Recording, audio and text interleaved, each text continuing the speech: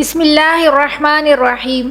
رحم اتنی عظیم صفت ہے کہ خالق کائنات کے دو صفاتی نام، ایک رحمان اور دوسرا رحیم، اسی صفت سے جڑے ہیں، اور ہمیں حکم دیا گیا ہے کہ ہر اچھے کام سے پہلے بسم اللہ الرحمن الرحیم پڑھ لیا کریں۔ اللہ جل شانہ نے اپنے محبوب صلی اللہ علیہ وسلم کو بھی یہ صفت عطا فرمائی۔ قرآن پاک میں ارشاد ہے کہ اور ہم نے آپ کو تمام جہانوں کے لیے رحمت بنا کر بھیجا ہے۔ جناب ابو ہریرہ رضی اللہ تعالی عنہ سے منقول ہے کہ ایک دن حضور صلی اللہ علیہ وسلم ہمارے ساتھ بیٹھے تھے، کچھ باتیں کر رہے تھے، پھر وہاں سے اٹھ کر گھر کو تشریف لے چلے۔ میں بھی آپ صلی اللہ علیہ وسلم کے ساتھ ہو لیا۔ راستے میں ایک بدو گوار جنگل کا رہنے والا ملا۔ اس نے آپ صلی اللہ علیہ وسلم کی چادر آپ کے سر سے زور سے کھینچی، یہاں تک کہ آپ کی گردن مبارک سرخ ہو گئی، اور قریب تھا کہ حضور صلی اللہ علیہ وسلم کا سر مبارک دیوار سے جا لگے۔ آپ نے اس گوار کی طرف متوجہ ہو کر فرمایا کہ تو کیا چاہتا ہے؟ اس نے کہا کہ یہ میرے دونوں اونٹ غلہ سے بھر دیں، اس واسطے کہ جو تیرے پاس مال ہے وہ مال خدا کا ہے، کچھ تیرا اور تیرے باپ کا نہیں۔ آپ صلی اللہ علیہ وسلم نے ارشاد فرمایا کہ تو سچ کہتا ہے کہ مال حق تعالیٰ کا ہے، میرا اور میرے باپ کا نہیں، لیکن یہ جو تو نے میری چادر زور سے کھینچی ہے اور مجھ کو تکلیف پہنچائی ہے، یہ تو میرا حق ہے، اس کا عوض تو میں تجھ سے لے سکتا ہوں۔ اس نے کہا کہ میں ہرگز اس کا عوض نہیں دوں گا۔ آپ یہ کلمہ فرماتے تھے اور نہایت خوش دلی سے مسکراتے جاتے، اور وہ بھی جواب دیتا جاتا تھا۔ جب اس گفتگو میں تھوڑی دیر گزری تب حضور صلی اللہ علیہ وسلم نے ایک شخص کو بلا کر فرمایا کہ اس کے ایک اونٹ پر کھجور اور دوسرے اونٹ پر جو بھر کر اس کے حوالے کرو۔ طبرانی، حاکم، ابن حبان، بہقی اور دوسرے قابل اعتماد محدثین نے یہود کے علماء کی زبانی روایت کی ہے، جس کا نام زید بن سعنہ تھا، کہ وہ کہتا تھا کہ میں نے اگلی کتابوں میں رسول آخر الزمان صلی اللہ علیہ وسلم کی تعریف دیکھی تھی،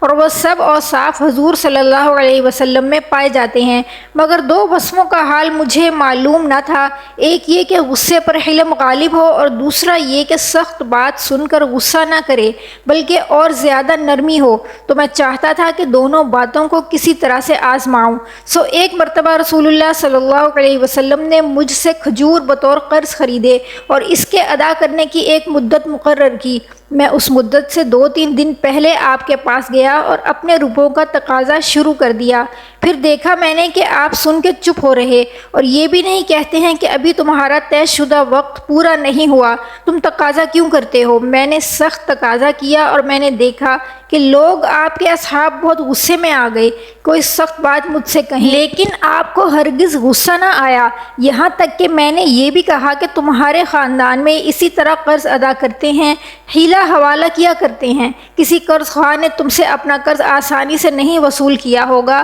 اس بات کے سننے سے حضرت عمر رضی اللہ تعالی عنہ کو غصہ آیا، اور میں اٹھ کر حضور صلی اللہ علیہ وسلم کی چادر مبارک ہاتھ سے پکڑ کر اپنی طرف کھینچنے لگا اور کہا ابھی اٹھو اور میرا قرض ادا کرو۔ حضور صلی اللہ علیہ وسلم اٹھ کھڑے ہوئے اور حضرت عمر رضی اللہ تعالی عنہ بے قرار ہو کر تلوار لے کر میرے سر پر آ پہنچے اور کہنے لگے کہ اے دشمن خدا، تو باز نہیں آتا، ابھی تیرا سر اڑا دیتا ہوں۔ رسول اکرم صلی اللہ علیہ وسلم نے مسکرا کر حضرت عمر رضی اللہ تعالی عنہ کی طرف دیکھا اور فرمایا کہ مجھ کو تم سے یہ توقع نہ تھی، تم کو چاہیے تھا کہ مجھ کو سمجھاتے کہ اس کا قرض اچھی طرح آسانی سے ادا کیجیے، اور اس کو سمجھاتے کہ نرمی سے تقاضا کرو۔ سو اس کے برخلاف یہ کیا بات ہے جو تم کہتے ہو؟ حضرت عمر رضی اللہ تعالی عنہ بہت شرمندہ ہوئے اور عرض کی یا رسول اللہ، اس سے زیادہ مجھ میں صبر نہیں، اگر آپ فرمائیں تو میں اس کا قرض ادا کر دوں۔ آپ صلی اللہ علیہ وسلم نے فرمایا کہ جاؤ، اس کا جتنا قرض ہے وہ دو، اور 20 ساع اس سے اور زیادہ اس کو دو، تاکہ تمہاری اس بد سلوکی اور مشق گوئی کا عوض ہو جائے۔ وہ شخص کہتا ہے کہ میں اس بات کے سنتے ہی ایمان لے آیا اور رسول اللہ صلی اللہ علیہ وسلم کی رسالت کا قائل ہو گیا۔ فتح مکہ کے ایک روز نبی کریم صلی اللہ علیہ وسلم ایک مکان کی دیوار سے ٹیک لگائے اپنے کسی غلام کے ساتھ گفتگو فرما رہے تھے، اور وہ مکان ایک کافرہ عورت کا تھا۔ اس عورت نے جب حضور صلی اللہ علیہ وسلم کی آواز مبارک سنی تو بغض و حسد کی وجہ سے اپنے مکان کی کھڑکیاں بند کر لیں تاکہ آپ صلی اللہ علیہ وسلم کی آواز مبارک اسے سنائی نہ دے۔ ادھر حضرت جبرائیل علیہ السلام بارگاہ رسالت میں حاضر ہوئے اور عرض کیا کہ آپ صلی اللہ علیہ وسلم جس مکان کی دیوار سے ٹیک لگائے کھڑے ہیں یہ ایک کافرہ عورت کا مکان ہے، اور اس مکان میں رہنے والی کافر عورت نے بغض و حسد سے اپنے مکان کی کھڑکیاں بند کر دیں تاکہ آپ کی آواز مبارک اس کو سنائی نہ دے، مگر اللہ تعالیٰ فرماتا ہے چونکہ آپ صلی اللہ علیہ وسلم کی پشت انور اس مکان کی دیوار کے ساتھ مس کر گئی ہے، اس لیے وہ نہیں چاہتا کہ اس مکان میں رہنے والے دوزخ میں جائیں۔ اے محبوب صلی اللہ علیہ وسلم، اس کافر عورت نے اپنے مکان کی کھڑکیوں کو بند کیا اور ہم نے اس کے دل کی کھڑکیوں کو کھول دیا ہے۔ حضرت جبرائیل علیہ السلام کا یہ کہنا تھا کہ اس عورت کے اندر بیٹھے بیٹھے دل کی دنیا بدل گئی اور وہ بے قرار ہو کر باہر نکلی اور حضور نبی کریم صلی اللہ علیہ وسلم کے قدموں پر گر گئی اور مسلمان ہو گئی۔ حضور صلی اللہ علیہ وسلم کا دستور یوں تھا کہ جب آپ فجر کی نماز سے فراغت پاتے تو اس وقت مدینہ والوں کے لونڈیاں اور غلام برتن میں پانی لے کر آتے کہ حضور صلی اللہ علیہ وسلم اس پانی کو اپنے دست مبارک سے چھو لیں تاکہ وہ متبرک ہو جائے اور اس کو اپنے کھانے اور پینے کی چیزوں میں استعمال کریں۔ اور کبھی سردی کا موسم بھی ہوتا تھا اور برتن بہت سے ہوتے تھے، سب میں ہاتھ ڈالنے سے آپ کو تکلیف بھی ہوتی، لیکن باوجود اس تکلیف کے آپ کسی کی دل شکنی نہیں کرتے اور سب برتنوں میں اپنا دست مبارک ڈالتے۔ ایک غریب دیہاتی بارگاہ رسالت مآب صلی اللہ علیہ وسلم میں انگوروں سے بھری ایک رکاب کا تحفہ پیش کرنے کے لیے حاضر ہوا۔ آپ صلی اللہ علیہ وسلم نے رکاب لی اور انگور کھانے شروع کیے۔ پہلا دانہ تناول فرمایا اور مسکرائے، پھر اس کے بعد دوسرا دانہ کھایا اور پھر مسکرائے، اور وہ بیچارہ غریب دیہاتی آپ صلی اللہ علیہ وسلم کو مسکراتا دیکھ دیکھ کر خوشی سے نہال ہو گیا۔ صحابہ کرام رضوان اللہ علیہم اجمعین سارے منتظر تھے کہ خلاف عادت کام جو ہو رہا تھا کہ ہدیہ آیا ہے اور انہیں حصہ نہیں مل رہا۔ آپ صلی اللہ علیہ وسلم انگوروں کا ایک ایک دانہ کر کے کھا رہے ہیں اور مسکراتے جا رہے ہیں۔ میرے ماں باپ نبی رحمت صلی اللہ علیہ وسلم پر قربان، آپ صلی اللہ علیہ وسلم نے انگوروں سے بھری پوری رکاب ختم کر دی، اور آج صحابہ کرام رضوان اللہ علیہم اجمعین سارے متعجب تھے، اور دیہاتی کی تو عید ہو گئی تھی۔ خوشی سے دیوانہ خالی رکاب لیے واپس چلا گیا۔ صحابہ کرام رضوان اللہ علیہم اجمعین نہ رہ سکے، ایک نے پوچھ ہی لیا کہ یا رسول اللہ صلی اللہ علیہ وسلم، آج تو آپ نے ہمیں شامل ہی نہ کیا۔ حضور اکرم صلی اللہ علیہ وسلم مسکرائے اور فرمایا، تم لوگوں نے دیکھی تھی اس غریب کی خوشی؟ میں نے جب انگور چکھے تو پتہ چلا کہ کھٹے ہیں، مجھے لگا کہ اگر تمہارے ساتھ یہ تقسیم کرتا ہوں تو ہو سکتا ہے تم میں سے کسی سے کچھ ایسی بات یا علامت ظاہر ہو جائے جو غریب کی خوشی کو خراب کر کے رکھ دے۔ کسی نے دریافت کیا کہ اللہ جل شانہ نے حضرت موسیٰ علیہ السلام کو کلام سے سرفراز فرمایا، اور حضرت عیسیٰ علیہ السلام کو روح القدس سے پیدا فرمایا، اور حضرت ابراہیم علیہ السلام کو خلیل اللہ بنایا، اور حضرت آدم علیہ السلام کو صفی پیدا کیا، تو آپ صلی اللہ علیہ وسلم کو کون سی فضیلت عطا کی گئی؟ اس وقت حضرت جبرائیل علیہ السلام نازل ہوئے اور عرض کیا کہ آپ صلی اللہ علیہ وسلم کا رب فرماتا ہے، اگر میں نے ابراہیم علیہ السلام کو خلیل بنایا تو میں نے آپ کو اپنا حبیب بنایا، اور اگر میں نے موسیٰ علیہ السلام سے زمین پر کلام کیا تو میں نے آپ صلی اللہ علیہ وسلم سے آسمان پر کلام کیا، اور اگر میں نے عیسیٰ علیہ السلام کو روح القدس پیدا کیا تو میں نے آپ صلی اللہ علیہ وسلم کے نام کو تمام مخلوق کے پیدا کرنے سے پہلے پیدا کیا، اور آپ آسمان میں وہاں تک پہنچے کہ آپ سے پہلے کوئی مخلوق وہاں تک نہ پہنچی اور نہ کوئی آپ کے بعد پہنچے گا، اور اگر میں نے آدم علیہ السلام کو صفی کیا تو میں نے آپ پر سلسلہ نبوت کو ختم کر دیا، اور کوئی مخلوق ساری کائنات میں آپ صلی اللہ علیہ وسلم سے زیادہ مکرم و محترم میں نے پیدا نہیں کی، اور آپ کو حوض کوثر، شفاعت، عمرہ اور ماہ رمضان عطا فرمائے، اور آپ کا نام میں نے اپنے نام کے ساتھ ملایا۔ جس جگہ بھی میرا ذکر کیا جائے گا میرے ساتھ آپ صلی اللہ علیہ وسلم کا ذکر ضرور ہوگا، اور اگر آپ نہ ہوتے تو میں دنیا کو پیدا نہ فرماتا۔ ایک مرتبہ موسیٰ علیہ السلام نے کہا کہ یا رب، میں الواح میں لکھا پاتا ہوں کہ ایک بہترین امت ہے